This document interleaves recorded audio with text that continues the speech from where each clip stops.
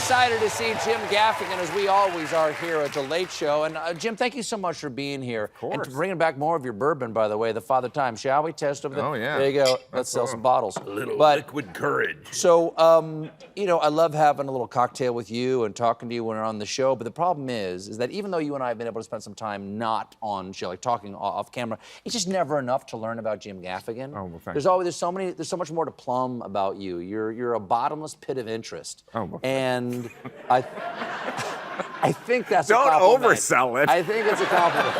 A bottomless pit of interest.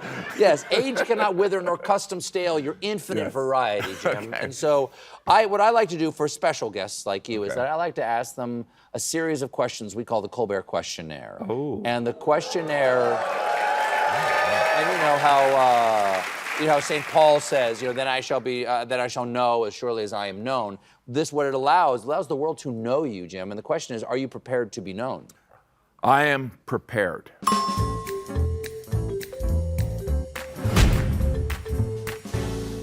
Question one, Okay. as always, Okay. Jim Gaffigan. Yeah. What is the best sandwich? Ooh. Yeah. I didn't know it was going to be hard questions. Yeah. Some of this has to do with what you have to do after said sandwich. If you don't have anything to do, then it's a pastrami sandwich from Katz's Deli. Wow. Definitely. If you don't have anything to do and you're in Chicago, I'm going to go Italian beef from Mr. Beef? Mr. Beef or Lou Malnati's. Okay. You know, I I'm love Mr. them all. Beef fan. Do you beef wet? I Peppers, do hot everything. peppers, sweet peppers. Hot peppers. Hot peppers wet. Huh? Hot and wet? Hot and wet, yeah. Hot and wet. I mean, it's messy. Yeah, right? sure. Yeah. What if you do have something to do? What are these sandwiches going to do to you? Well, the thing is no one's ever like eaten a pastrami sandwich and done anything. You know what I mean? No one's been like, all right, I did that. Time to head back to be productive at work. You know, you have a pastrami sandwich and then you're like, goodbye, right? What was your first concert you attended? My first concert was James Taylor. I was 16. I had gotten my license that day. And my brothers and sisters, I'm the youngest of 6, they took me with them. They were all drinking. And I thought, hey, I'll drink too. And so I went up to the bar. It was at Alpine Valley or whatever. And I said, Doppler Creek? and they're like, do you have an ID? I'm 16. And 1 month, which you had to be in Indiana. And I showed them my ID, and the guy looked at my ID, and he took it. And I said, can I have that back? He goes, no. And so then I got back from the concert. The next day, my dad hadn't seen my license. He's like, I want to see your license. And I'm like, just 1 minute. I lost it. And so then we went and got another license. And eventually, my license was mailed to me by the organization that it was Alpine Valley or whatever. And the head of the department that sent it, his name was also James Taylor. What? I never said it was interesting. I just thought that it was. I was about to say, there was a fantastic build-up with a twist ending that in no way paid off. There was no. There was. Wait a second, but I don't understand. Yeah. I don't understand. Was the license, did you fake it? Did you like make it 18? No, I was 16. I thought you just had to show an ID and they'd be like, all right, fine. And did the letter say your son tried to buy liquor? Yes. Oh, shoot. And my parents were, they pretended to be, disappointed. But at that time, I think I was allowed to drink at home, Now it's all. What was the tour, by the way? What year are we talking? Oh, I was 16. I don't know. I don't know what the tour was. You don't know what year it was when you were 16? No, I don't. What year were you 16, Jim Gaffigan? Can I see some ID? Wait a minute. No one knows. What year were you when you were 16? 1980. 1980. Sorry, so I was probably after that. I was 16. How old are you now? How old are you now? You're weirdly smart. You know that, right? Like most humans don't have your knowledge. Like the source of what year I was 16? That's not exactly a Most people trivia don't- question. People know the year they graduated high school. They don't know the year they're 16. Right. You know the year you graduated high school, then you take 2 years off. That's exactly how I did it. 82, 80, 16. That works out. I was All right, born in so I was- 64. All right, I'm dumb, okay? What year were you 16? We've done one question. No, 2. Sandwich? Oh, yeah. Sandwich? Okay. Because I went to the Just a Terrestrial tour in 1982, so I was just wondering whether you went to that one. I don't know. I mean, I'm going to call James and say that you didn't care. I do care, up on the Okay. roof. Right? Have you met Mr. Taylor? I don't think I have. Lovely no. fellow. Yeah. Okay. What is the scariest animal? Okay, I'm gonna say a drunk New York Rangers fan. Right?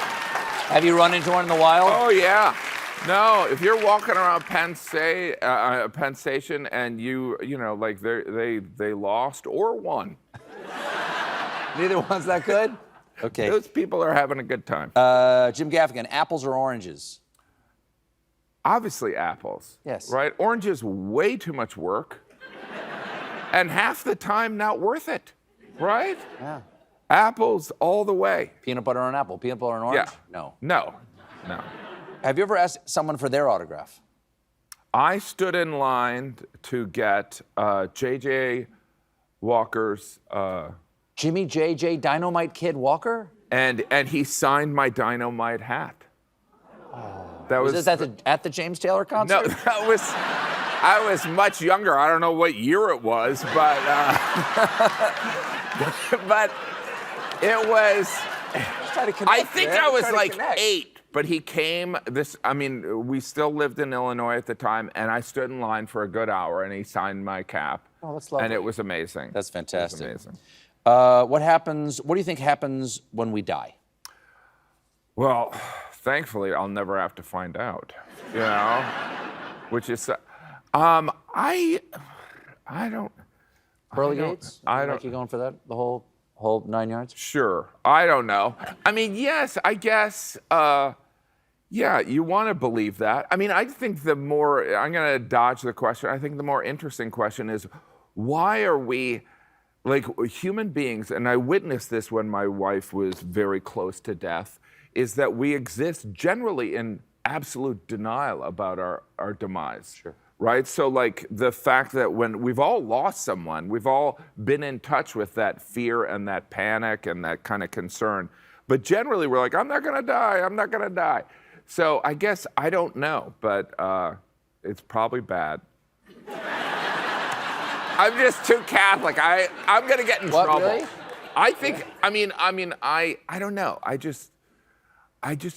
live with a lot of guilt. And I know that's not necessarily the intellectual Catholic approach, but that's where I live. Why do you say it with that tone? The Because you're intellectual Catholic the approach.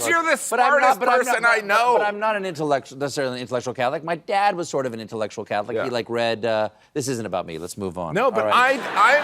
I'm envious of it. I'm envious. I have all these books about saints that I want to read, but that involves paying attention. Sure. You know?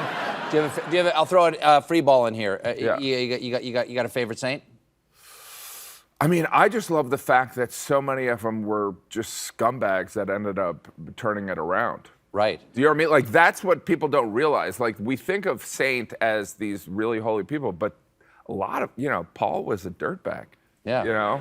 Killing people left and right. Yeah, so like that's the whole, there's, particularly if you live in a pool of regret like I do, that's some hope there. That's the reason why I like St. Peter. Yeah. And again, this isn't about me, but the reason I like St. Peter is that he was, right-hand man. Yeah. And then blows it. Oh, yeah. He denies Christ 3 times before the cock crows and still gets the big job. And why, so it's like. The rocks between the ears, Pete. Yeah, well, it seems almost intentional they picked this guy, right? Right, he picked someone who's and going then to they fail go at with the job papal immediately. infallibility when Peter was obviously, flawed, right? Yeah. We'll be right back. I think it's a misprint. I think it's inflatability. Inflatability. Yeah. Favorite action movie? Oh, Driving Miss Daisy, probably. Quality Kills. Right. When she takes a header? Oh. Yeah. Window or aisle? Window, and I do not feel any guilt when I get up and make that person feel bad. To go to the bathroom. Yeah. They should have gotten the window seat. Yep. Favorite smell? I would probably say bacon. Bacon, It's right? Good. Yeah, it's good. It's pretty perfect, right? Do you know there's between like bacon that says like, uncured or cured? Yeah. Like, it all tastes the same. What's an uncured versus a cured bacon? I think we're now in this day and age where we're having an awakening to all the poisons in our food, thanks to RFK Jr. So I think that, maybe I'm a little bit more open to it about... To the poisons? To like getting some of those uncured things out. I think it's better for you if it's uncured, If it's right? uncured. So it's how about uncured means like it's unvaccinated because they didn't cure No, it? I think it's...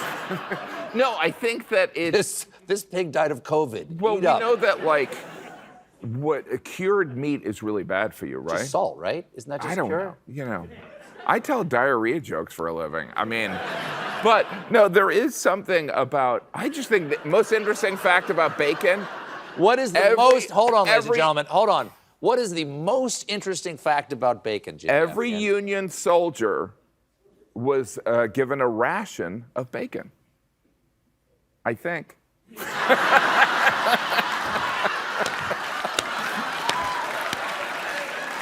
That's what happens when you don't read and you just get informed by Instagram Reels.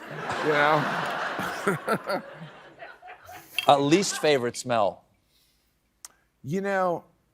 I love my teenagers, but like some of the odors that come out of children, particularly teenage boys, Yeah.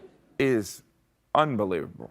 Yeah. A little gamey. Unbelievable. And they just, not only does it smell bad, they think it's funny. That's the It is problem. funny, though, is the problem. It Yeah. is funny. Earliest memory? Gosh. I was one of these kids. I was the youngest of 6, and I remember there was a bunch of times where drinks were spilled on me when I was a little kid. Wait a second. You mean like milk? Unintentionally, like a tray of Harvey Wallbanger. a tray of Cokes, a tray of milk. It just happened 3 or 4 times. But I would be like 4 or 5, and there'd be like this.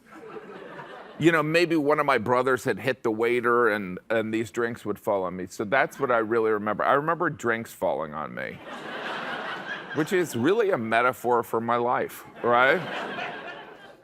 Cats or dogs? I love both, but dogs, right? Yeah. Yeah. You only get one song to listen to for the rest of your life. You don't have to listen to it constantly, but when you go to listen to music, this is the only song you get. What is it? My children hate that. I love sad songs. And there's this song, it's based on an Irish poem called Raglan Road. It's essentially about unrequited love. But I love it. I love sad songs. So, and I can listen to that, and when we drive back and forth from Westchester, I play it, and they really despise it. So that's... If you like really brings sad me songs, joy. have you ever listened to any Mountain Goats? No. Sax Romer, number 1.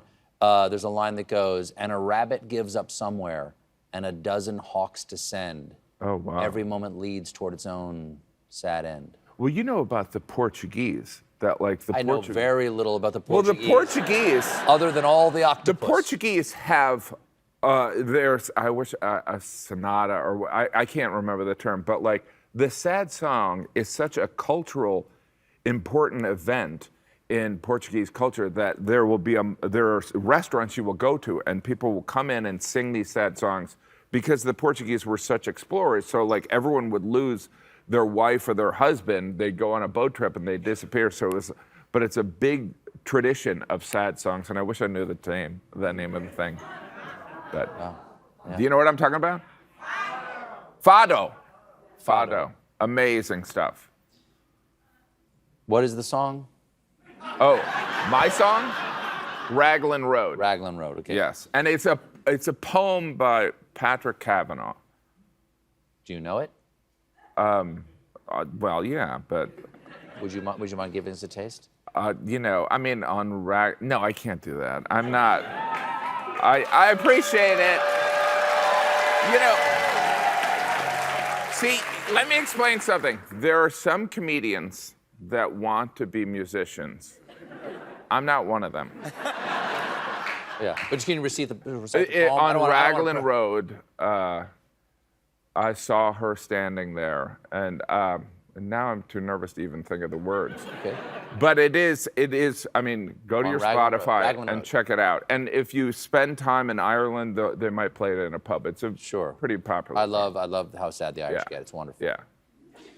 How much they enjoy the sadness. They do. Yeah. Yeah. What number am I thinking of? 5. No. You always say no.